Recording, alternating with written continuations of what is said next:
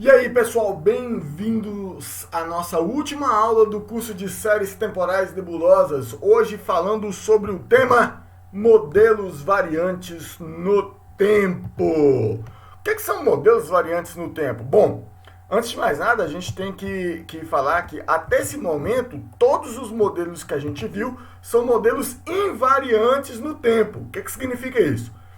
Aquele modelo que, uma vez ele é treinado, ele não muda ao longo do tempo.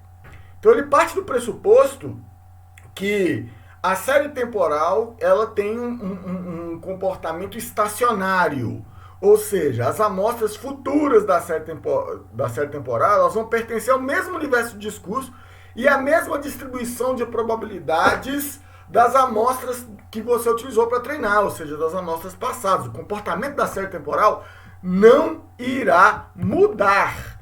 Então, quando você tem uma série temporal que ela é bastante estacionária, que a gente até fala que ela é bem comportada. O que ela é bem comportada? O universo de discurso dela não muda e o comportamento da série temporal não muda ao longo do tempo. Vou dar um exemplo. Séries, basicamente séries de temperatura, séries que têm uma sazonalidade muito forte, temperatura, umidade, enfim. Essas séries elas são séries bem comportadas. Então, modelos invariantes, eles são suficientes para poder descrever satisfatoriamente estas séries. Só que a gente não pode partir do pressuposto que todas as séries têm este comportamento. Então, a gente tem uma constatação que particularmente ela é muito comum para quem trabalha com séries do mercado financeiro. Então, em muitas séries temporais, principalmente séries univariadas, as informações importantes para determinar o comportamento da variável não estão disponíveis. Ou seja, o comportamento da série temporal ele é afetado por fatores que são externos aos dados que você tem disponíveis. Isso é muito comum em séries de mercado financeiro, por exemplo. Então a série muda por uma notícia que saiu no jornal, ou pelo humor do mercado, ou por uma política de Estado, uma alteração na taxa de juros e outras coisas. E quando você está trabalhando com a série temporal, na esmagadora maioria das vezes, essas informações não estão disponíveis. E isso afeta o comportamento da variável endógena e o que afetou o comportamento da variável endógena não está nos seus dados. E você não tem como prever essa mudança de comportamento da variável. Então, isso causa a famosa degradação da performance do modelo, ou model degradation. O que é isso? A acurácia do modelo é destruída quando a distribuição dos dados muda entre os dados de treinamento e os dados de teste. Como se não bastasse, esses modelos que a gente está falando, que são invariantes no tempo, eles são muito sensíveis a outliers, ou seja, quando você tem um dado e esse dado foge muito da distribuição dos dados, você tem a variável, a distribuição, a série temporal ela vem mais ou menos estável, e aí no meio desse conjunto estável aqui, você tem um valor que vai lá no alto ou muito lá embaixo e depois volta. Então isso é o outlier. E ele acaba alterando o universo de discurso, saindo fora do universo de discurso conhecido. Então isso aí afeta bastante o desempenho dos modelos invariantes no tempo. Então, a degradação do modelo a gente pode ilustrar, por exemplo, essa daqui é a série da Nasdaq, ok? Nós temos 4.000 amostras da Nasdaq. Vocês podem notar que até aqui mais ou menos a instância 3.000, nós temos uma linha que a gente chama de linha de resistência. Essa linha de resistência, essa nomenclatura, ela é muito comum na análise grafista, né, de séries temporais financeiras. Então, você tem a linha de suporte, que é o mínimo, um valor mínimo que o valor da ação ele não desce abaixo daquele valor por um determinado período de tempo. E você tem a linha de suporte. Você tem a linha de resistência. A linha de suporte é aquela que o valor mínimo não vai abaixo dela por um determinado tempo. E a linha de resistência é o valor de máximo, que é aquele valor de ação não ultrapassa aquele valor em um determinado tempo. Então, nessa nossa série aí, você vai ver que até mais ou menos a instância 3000, nós temos uma linha de suporte, de resistência no valor de 3000, ok? O que acontece com a degradação do modelo? Até entre a instância 0 e a instância 3000, esta série ela pode ser prevista. Você pode dividir ela em conjuntos de treino e de teste, que o modelo vai se comportar bem. Mas o que acontece se nós utilizarmos uma janela de treinamento que vai até mais ou menos ali a 3000 e utilizarmos depois da instância 3000 para teste? Então, o seu modelo ele vai sofrer uma degradação terrível. Por quê? Porque a distribuição dos dados do conjunto de teste é significativamente diferente do conjunto de treinamento. Mas muito diferente.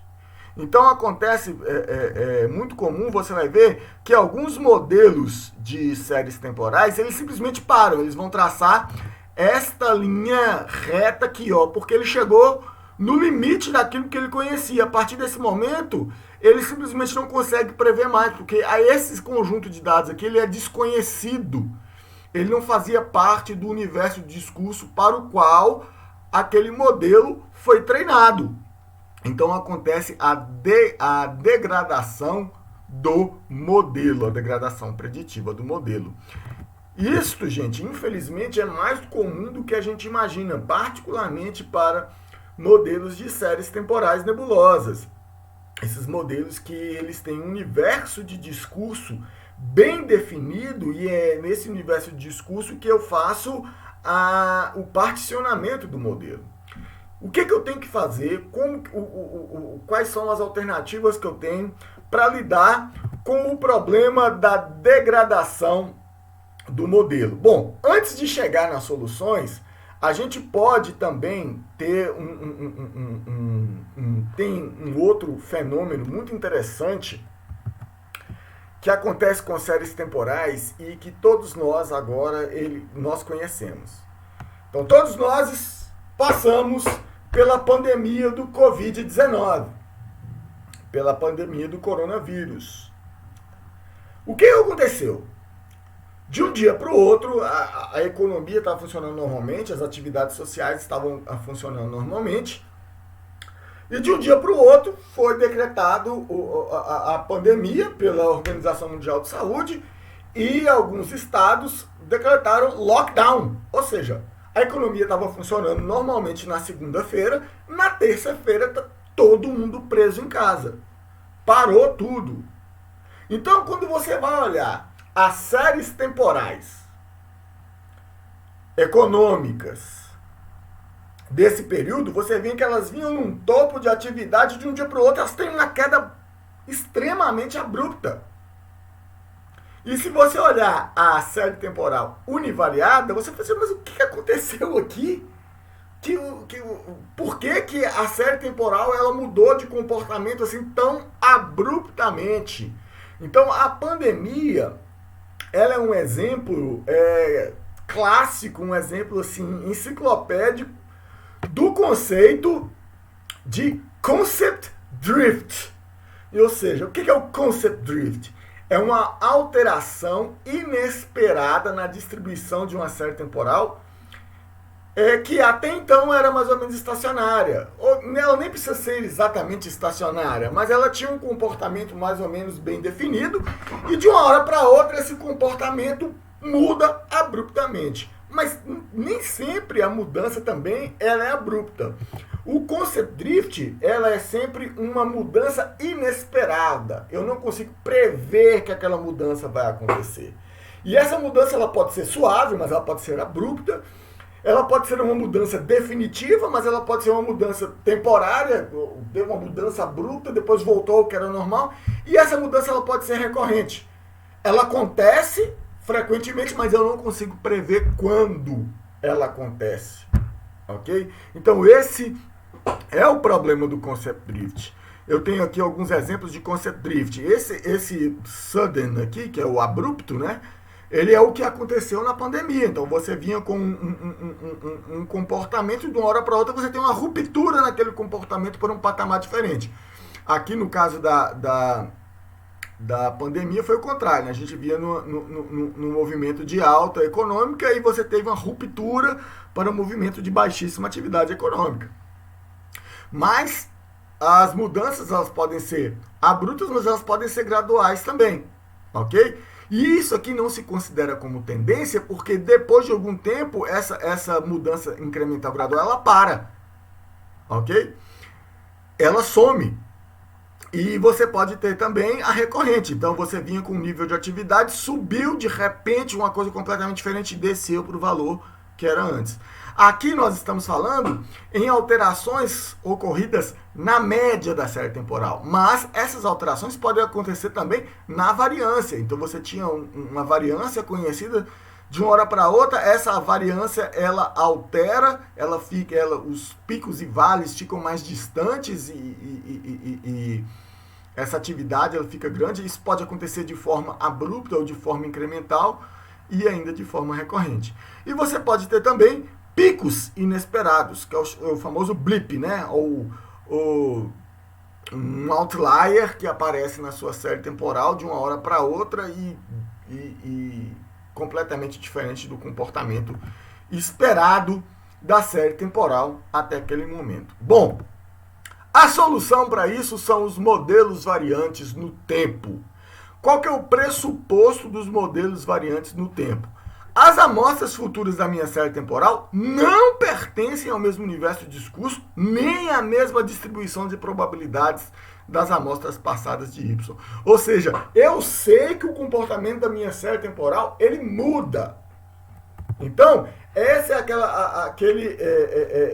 brincando assim, é aquela mudança esperada. Você já espera que a série temporal ela não será estacionária, ela não manterá o comportamento a longo prazo. Então, isso é um lugar comum em séries temporais financeiras. A única certeza que você tem é que ela vai mudar. É que ela vai para algum patamar desconhecido, que ela pode sofrer uma alteração abrupta de uma hora para outra. Então, a mudança, ela é uma constante nesse tipo de série. Então, para lidar com esse tipo de série temporal, a gente precisa lidar com modelos variantes no tempo. Então, modelos variantes no tempo são aqueles modelos que mudam, ok? Então, eu tenho o conceito de memória e de esquecimento. O quanto da série temporal que o modelo ele precisa se lembrar para prever valores futuros. Essa é a minha janela de memória, a quantidade de dados, né, de lags passados, que eu utilizo para treinar naquele modelo. Mas, ao contrário dos modelos invariantes no tempo, eu preciso esquecer dados. E esquecer é muito importante, porque se eu não esqueço, eu começo a guardar no meu modelo padrões que não existem mais daquela série temporal. E esses padrões que ficam lá, eles atrapalham a predição dos novos valores.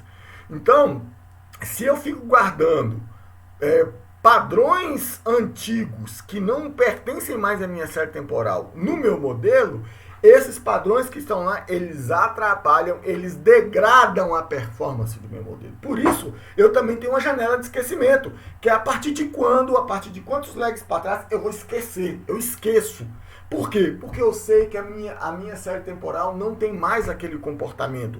Então, eu posso esquecer aqueles dados. Por quê? Porque eles não me auxiliam mais. Muito pelo contrário, eles atrapalham a performance do meu modelo. Então, a janela de memória é aquilo que eu quero lembrar, que o meu modelo precisa lembrar, porque esses dados mais recentes, eles são parecidos com os próximos dados futuros. Mas dados antigos demais eu preciso esquecer, porque minha série temporal já não se comporta mais daquela maneira. Então, aqueles dados, eles muito mais atrapalham do que ajudam na predição da minha série temporal.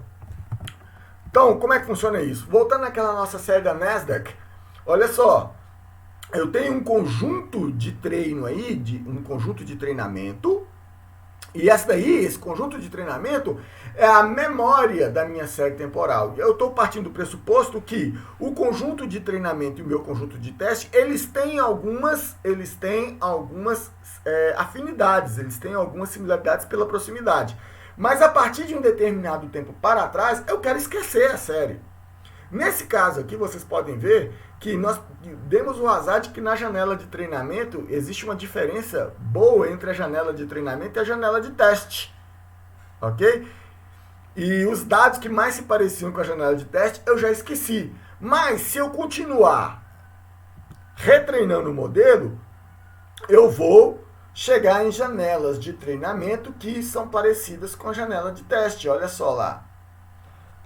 Você vai ver que, neste caso aqui, o meu conjunto de teste ele é significativamente diferente dos dados que eu já esqueci.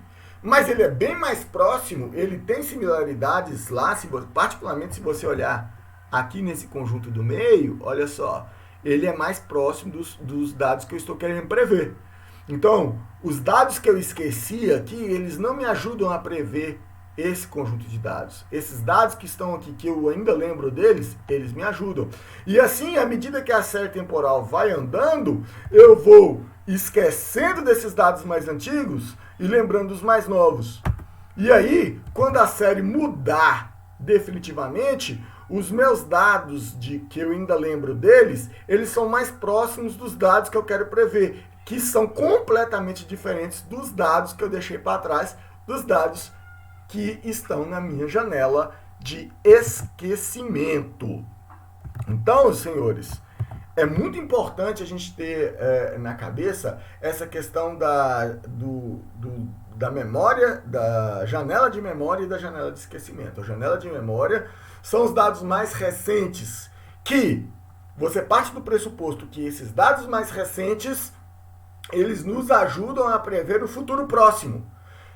Não tenho garantias, porque eu sei que pode acontecer um concept drift naquela série temporal. E o concept drift, ele faz o quê? Ele muda completamente o comportamento da série temporal e nem mesmo os dados mais recentes vão ajudar a prever os próximos dados. Mas, se eu continuar esquecendo os dados antigos, vai chegar o momento que esses dados, depois do concept drift, esses dados mais novos, com o novo comportamento da série temporal, eles vão entrar na minha janela de memória, aí o meu modelo começa a aprender essa nova realidade, esse novo comportamento dos dados. E esses novos dados nos ajudarão a fazer com que a performance preditiva do modelo melhore, pois ela se aproximou do novo comportamento dos dados. Então, o tamanho das janelas de memória e de esquecimento, ela depende das características de cada série temporal. Então, se essa minha série temporal, eu sei que ela muda. Então, eu vou partir aqui, por exemplo, das séries temporais financeiras. Eu estou esperando que ela mude, mas ela tem uma não estacionariedade leve, ela pode sofrer do concept drift. Se eu sei que ela está num período muito agitado, ela está sofrendo concept drift o tempo todo, aí eu tenho que usar uma memória curta. Mas eu sei que ela está movendo lentamente, eu posso utilizar uma janela de memória um pouco mais longa. Então, modelos modernos, inclusive, eles têm o tamanho dessas janelas de memória, ela se adapta à variabilidade dos dados. Então, eu tenho um modelo adaptativo, que aí se os dados eles ficam mais estáveis, eu aumento a minha janela de memória. Mas se os dados começam a mudar demais, eles começam a variar demais, aí eu diminuo a minha janela de memória. Eu utilizo dados bem mais recentes. Bom, quais são as estratégias de modelos variantes no tempo para lidar com esse tipo de problema? Bom, eu tenho basicamente 3 estratégias. A primeira delas é retreinar. É esquecer o modelo antigo e aprender um modelo novo. A segunda estratégia é estender. é ir acrescentando novas regras e conjuntos aos existentes e também ir esquecendo alguns ao longo do tempo. E eu tenho uma terceira que é adaptar, que é modificar as regras ou modificar os conjuntos para os novos dados. E aí eu tenho que ter uma métrica que nos auxilie a verificar o que eu preciso adaptar. Bom, a PyFTS tem modelos para essas três estratégias. Para o modelo, você tem o modelo Retrainer, que é o modelo variante no tempo clássico das séries temporais. Ele retreina o modelo de tempo em tempo. Você tem um ensemble incremental, que ele vai estendendo o modelo, né? Ele não se esquece com velocidade. O retrainer, ele se esquece muito rápido, mas se adapta muito rápido. O incremental ensemble, ele não se esquece com velocidade, ok? Mas ele se adapta, ele vai acrescentando novas regras e vai esquecendo as regras mais antigas de forma um pouco mais devagar.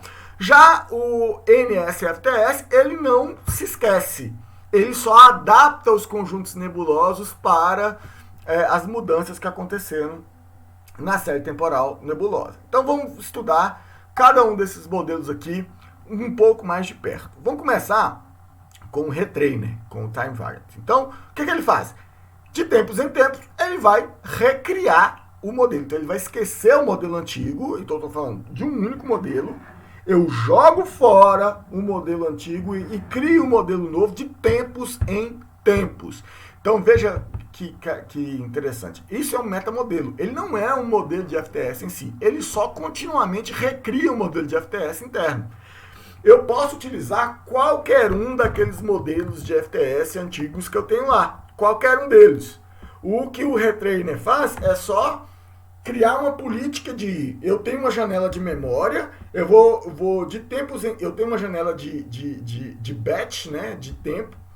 De tempo em tempo, eu vou retreinar o meu modelo, né, a cada X legs. E desses X legs, eu vou pegar os W últimos legs para poder treinar o modelo. Os outros eu vou utilizar de teste, os modelos mais novos. Então, ele fica em loops de tempos em tempo, recriando o modelo, esquecendo completamente o modelo anterior e pegando os dados mais recentes para criar um novo modelo.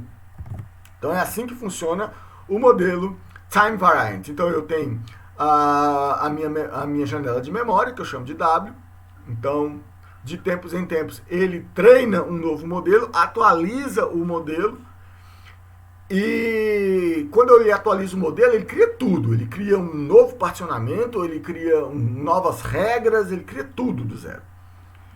E daí, com esse novo modelo, ele vai fazer predição com os dados mais novos. A partir do intervalo de atualização, ele zera, ele começa lá de novo. Se você acabou de criar um modelo e não passou o intervalo de atualização, ele vai utilizar o modelo que tem com os dados que estão chegando para fazer a previsão. Ok? A partir do momento que já chegou a quantidade de dados que é o suficiente para fechar a minha janela, o meu intervalo de atualização, aí eu paro tudo, esqueço o modelo anterior, pego os últimos dados que chegaram, treino um novo modelo, aí eu continuo fazendo a previsão. Ok? Então, em termos de código, o modelo é o Time Variant Retrainer, que está dentro lá da biblioteca PyFTS Models Incremental. E você tem o pacote Time Variant. Então, você cria lá timevariant.retrainer. Você passa qual método que você quer utilizar de particionamento. Você vai passar os parâmetros do particionador. Nesse caso aqui nós estamos passando o número de partições, né? Que é 35. Vou escolher algum método FTS para ser o modelo interno. Aqui eu estou utilizando o modelo de alta ordem ponderado, Weighted High Order FTS. Posso passar parâmetros para esse modelo, nesse caso estou passando a ordem, que eu vou criar um modelo de segunda ordem. E aqui são os parâmetros específicos do retrainer. Qual que é? O intervalo de retreino, que eu chamo de batch size. Aqui eu estou falando que a cada 2.000 instâncias, ele vai criar um novo modelo. A cada 2.000 instâncias que eu passar para ele, ele vai zerar o modelo anterior e criar um modelo do zero. E quando ele criar esse modelo do zero, ele vai utilizar o parâmetro window length. O que é o window length? É o tamanho da janela de memória. Ou seja, a cada 2.000 instâncias da minha série temporal, ele vai criar um novo modelo utilizando as últimas 1.200 instâncias como conjunto de treinamento. Então, a função, o método fit para poder treinar, aí eu passo uma janela mínima de 2.000 instâncias, né? Que vai ser o modelo inicial.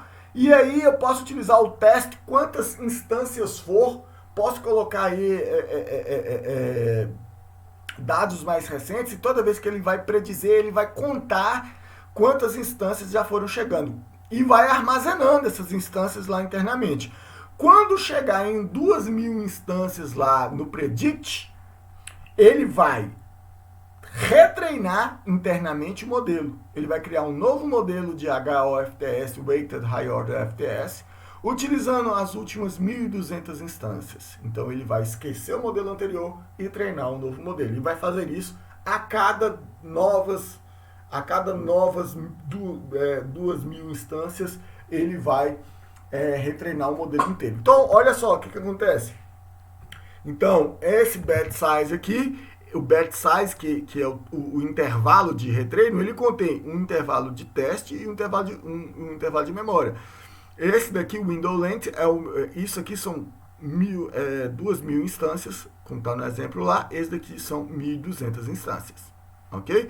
Então, você utilizou as últimas 1.200 instâncias, treinou o modelo e você vai utilizar as demais para treinar. Quando você chegar aqui de novo nas 2.000 instâncias, ele vai pegar as últimas 1.200 aqui como janela de treinamento, retreinar um novo modelo e vai continuar até completar 2.000 instâncias de novo. Aí os dados passados, né, que estão fora do batch size, eles são completamente esquecidos. Aliás, que estão fora do window length, eles são esquecidos. O seu modelo ele só se lembra, ele só aprende os dados que estão dentro da janela de treinamento. Isso é bacana porque o seu modelo, o modelo retrainer, ele se adapta muito rápido. Ele se adapta se tiverem mudanças abruptas nos dados, ele se adapta muito rápido. Porém, ele também se esquece muito rápido. Se acontecer uma mudança, se for um pico muito veloz e ele voltar para o... Eu estou falando em termos de concept drift. Se você tiver uma mudança abrupta, mas curta, e depois de um breve período ele volta para o comportamento anterior, o que vai acontecer? O seu modelo retrainer ele vai se lembrar da mudança abrupta e não vai se lembrar do comportamento anterior. Então isso é um problema. Para isso, você precisa de modelos que sejam capazes de se adaptar a novas tendências, mas que também não se esqueçam de coisas que aconteceram no passado. Esta é a ideia do ensemble incremental, do incremental ensemble. O que ele faz?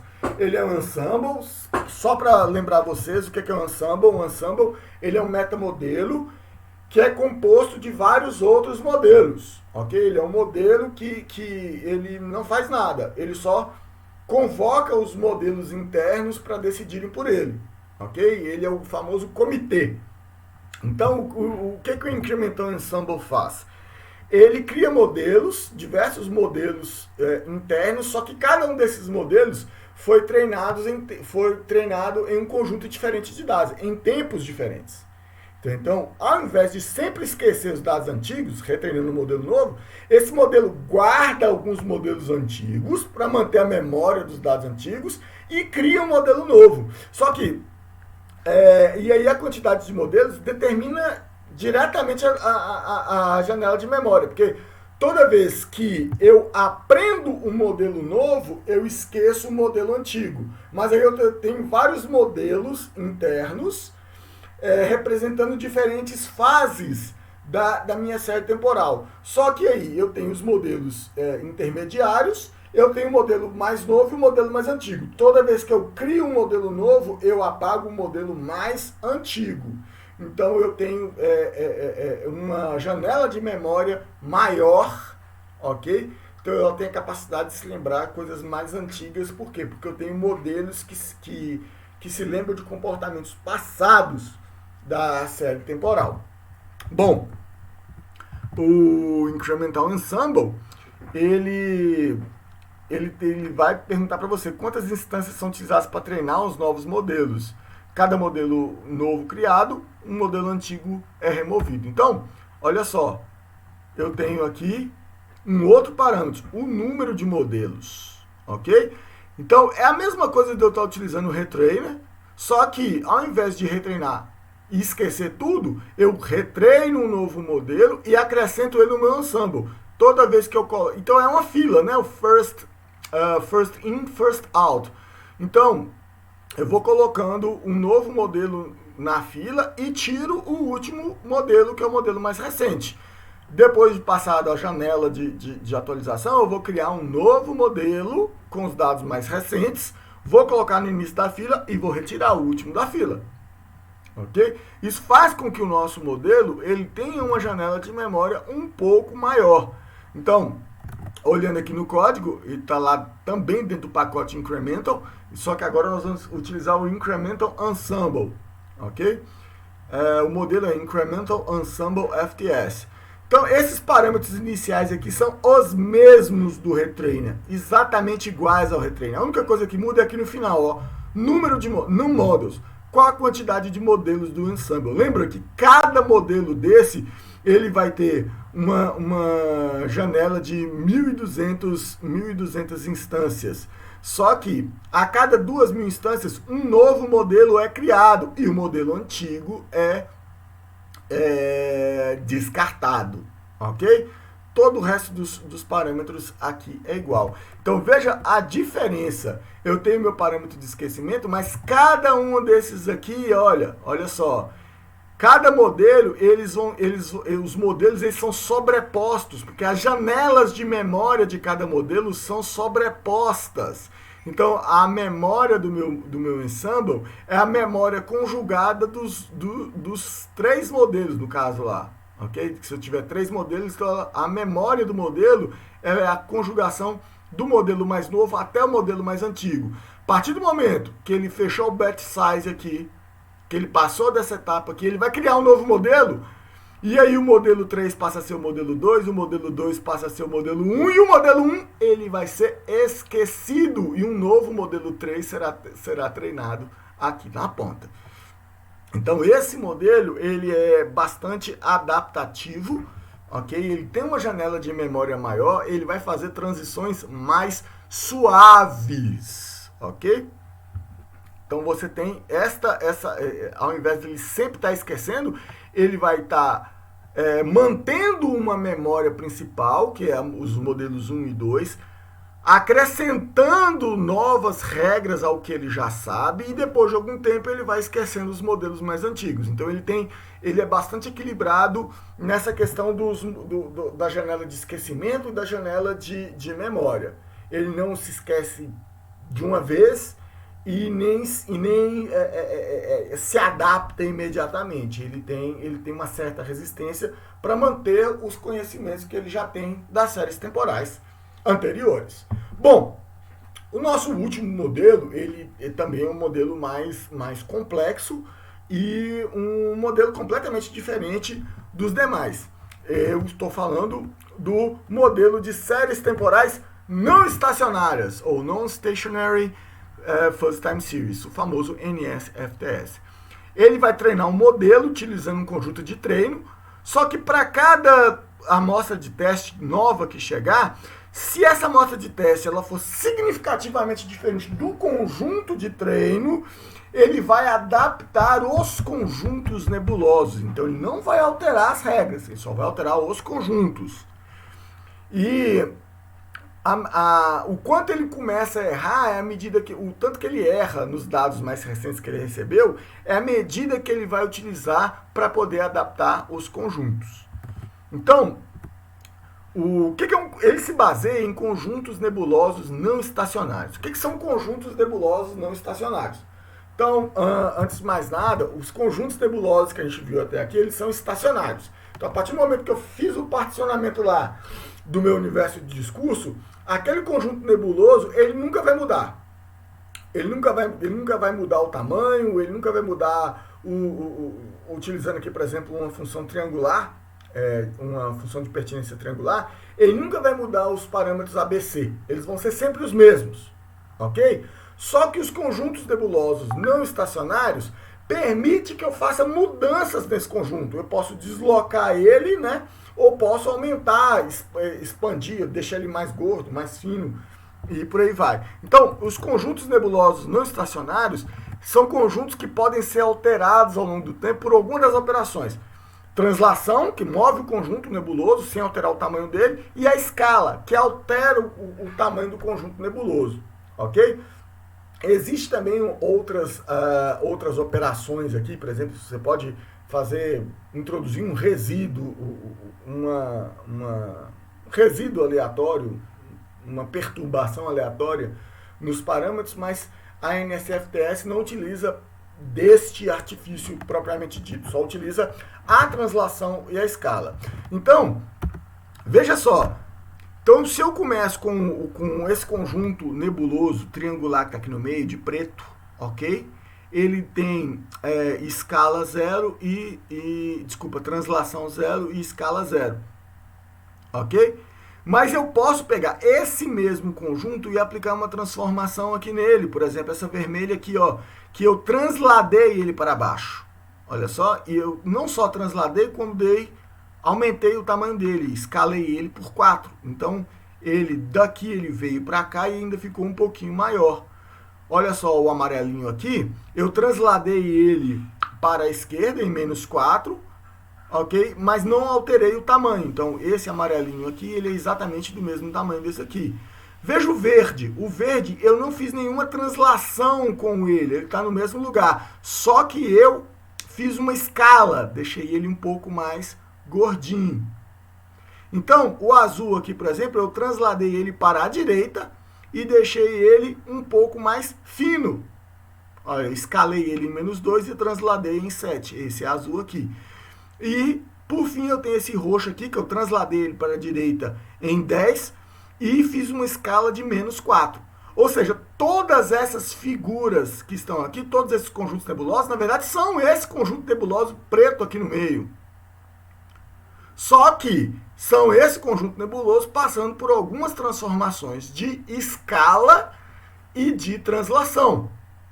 Então, qual que é o pulo do gato aqui? O pulo do gato é, se eu posso mover o meu conjunto e aumentar e diminuir ele de tamanho, eu posso adaptar o total dos meus conjuntos nebulosos, ou seja, a minha variável linguística, eu posso adaptar ele a mudanças que aconteceram na minha série temporal. A mudanças na média, aí eu faço a translação, e a mudanças na variância, que aí eu faço a escala. Então, se a série temporal, o universo de discurso dela é pequenininho, de uma hora para outra a variância aumentou muito, então eu faço a escala dos meus conjuntos nebulosos. Então, a minha série temporal está aqui, depois ela sofreu um concept drift e foi aqui para cima. Aí eu faço uma translação dos meus conjuntos nebulosos. Então, o NSFTS trabalha adaptando a variável linguística da série temporal para as mudanças que aconteceram na série temporal. Então, por exemplo, aqui eu tenho um conjunto de treino. Olha só, esse aqui é o particionamento que foi feito no meu conjunto de treino, esse particionamento aqui corresponde. Só que depois, passou de um tempo, a variância aumentou demais. O que eu vou fazer? Eu vou pegar esses conjuntos nebulosos aqui e vou aumentar eles para eles poderem caber nesse intervalo aqui, que é o intervalo do novo universo de discurso da minha série temporal. Como é que a série temporal faz isso? Ela tem o treinamento o procedimento de treinamento, que é exatamente igual àqueles que nós já vimos lá na aula 3 das séries temporais univariadas, e ele vai guardar os resíduos, ou seja, o erro que aquele modelo gerou. Então, a partir do momento que eu tenho os dados de treinamento, ele aprendeu o modelo, aí ele vai tentar predizer os dados de treinamento. E esse aí é o erro padrão dele. Então ele vai guardar esses resíduos. Então, esses resíduos, eles querem dizer o seguinte: o quanto que é o erro padrão do meu modelo. Se o meu modelo começar a errar além desse erro padrão, significa que o comportamento da série temporal mudou. Aí eu preciso adaptar os meus conjuntos nebulosos. Então, toda vez que chegam novos dados de teste, para eu fazer uma previsão, eu faço a previsão, vejo os dados que eu previ, comparo com os dados reais depois e gero novos resíduos. Aí eu vou comparar os novos resíduos com os resíduos que eu já tenho. Se eles forem diferentes, aí eu vou ver. Eles forem diferentes na média ou eles forem diferentes na variância. De acordo com esses parâmetros, eu vou aplicar a translação e a escala nos conjuntos nebulosos para adaptar os conjuntos. E aí, daquele momento para frente, os conjuntos eles estarão naquela nova faixa de dados. O NSFTS ele já é bem diferente dos outros modelos. Ele vai estar lá dentro do pacote PyFTS Models Non-Stationary, ok? E aí eu tenho vários outros módulos lá, lembrando que são conjuntos nebulosos diferentes, né? Então tem toda uma infraestrutura diferente. Se são conjuntos nebulosos novos, eu tenho um novo particionador. No caso, só tenho um particionador em grid. Então eu utilizo o Simple Stationary Grid Partitioner Builder. Ele cria um particionador, eu falo o número de partições que eu quero, os dados, e ele vai criar o particionador. Por fim, eu tenho o Non-Stationary FTS, dentro do pacote NSTS, que está dentro de Non-Stationary, que utiliza esse particionador. A partir daqui, eu treino ele com um conjunto de dados e todos os dados novos que são preditos, eles vão ser adaptados. Se o modelo começar a errar, ele vai e adapta os conjuntos nebulosos para essa nova característica, esses novos dados. Então, senhores, o modelo Non-Stationary First Time Series, ele é interessante porque ele adaptar os conjuntos é muito mais barato computacionalmente do que retreinar um modelo novo. É o que faz lá o retrainer e o incremental ensemble. Só que o conjunto das regras não muda. Eles vão refletir o comportamento lá do conjunto de treino no início. E isso é um problema, porque se o comportamento da série temporal mudar ao longo do tempo, aí o NSFTS ele também vai sofrer alguma degradação na performance. Então o NSFTS, na verdade, ele é indicado para quando há mudanças no universo de discurso, ok?